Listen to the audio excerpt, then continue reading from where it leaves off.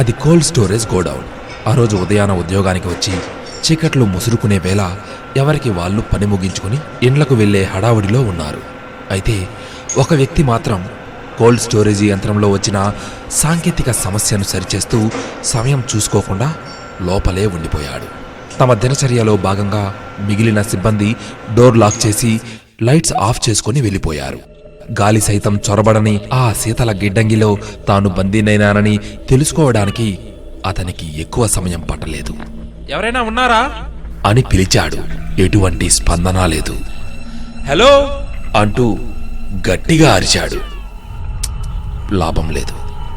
ఇక గోడౌన్ తెరిచేది మరుసటి రోజు ఉదయమే. అప్పటికి తాను ఐస్ గడ్డల్లో సజీవ సమాధి అయిపోవడం ఖాయమని అతనికి అర్థమైపోయింది.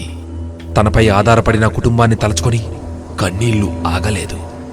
ఒకవైపు శ్వాస కూడా ఆడటం కష్టమైపోతూ ఉంది. ఇంతలో ఏదో వెలుతురు తన వైపే వస్తున్నట్టు గమనించాడు. అడుగుల చప్పుడు తన వైపుకే వేగంగా వస్తున్నట్టు అర్థమవుతోంది. ఇక స్పృహ కోల్పోయే సందర్భంలో సార్ సార్ అంటూ తట్టి పిలుస్తున్నట్టు ఆశ్చర్యం. సెక్యూరిటీ గార్డ్ వచ్చి అతన్ని రక్షించాడు. ప్రాణాపాయ స్థితి నుంచి తేరుకొని సాధారణ స్థాయికి వచ్చిన అతను, నేను లోపలే ఉన్నానని నీకెలా తెలిసింది అని సెక్యూరిటీ గార్డ్ని ఆసక్తిగా అడిగాడు. ఎవరూ చెప్పలేదు సార్.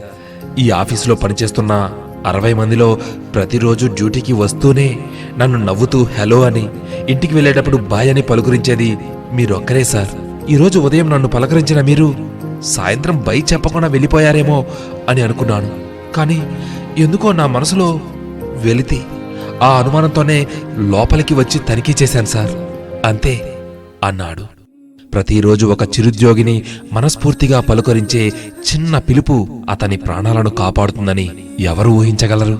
నిత్య జీవితంలో మనం సాటి మనిషితో ఉపయోగించే భావజాలం, ప్రవర్తించే తీరును బట్టే ఎదుటివారి వైఖరి ఆధారపడి ఉంటుంది.